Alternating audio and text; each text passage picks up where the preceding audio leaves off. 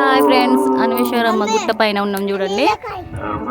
ఈరోజు సండే కాబట్టి కొంచెం పబ్లిక్ అట్లా కొందరు వచ్చి పోతుర్లే, కానీ ఇంకా రేపు సోమవారం కదా, అసలు ఇట్లా నిల్చునే సందు కూడా ఉండదు. అంతమంది జనం వస్తారు, భక్తులు. చూడండి, అక్కడి నుంచి వచ్చినాక అక్కడ వాటర్ ఉన్నాయి కదా, ఆడ కడుక్కోవాలి. కాళ్ళు చేతులు మంచిగా ఫ్రెష్గా కడుక్కొని ఇట్లా రావాలి.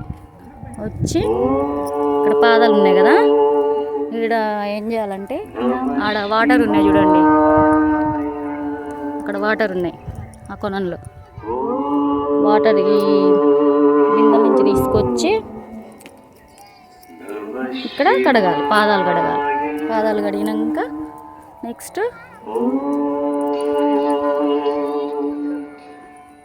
ఇక్కడ పాదాలు ఉన్నాయి చూడండి, ఇటు పోతే చెరుగట్టు చూడండి, ఇక్కడ కడగాలి పాదాలు. కడిగినాక కడిగి వచ్చినాక అప్పుడు మనం ఇక్కడికి వచ్చి దేవుణ్ణి కడగాలి. శివయ్యని మంచిగా అడిగి పూజించాలి. అప్పుడు దండం పెట్టుకోవాలి. చూడండి,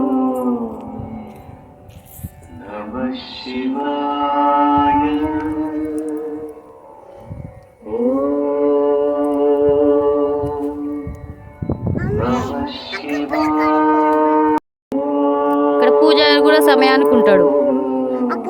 ఎనీ టైం ఉంటాడు పూజారి. కోనేరు అక్కడ కూడా ఉన్నాడు చూడండి దేవుడు. పైన మైకు చూడండి.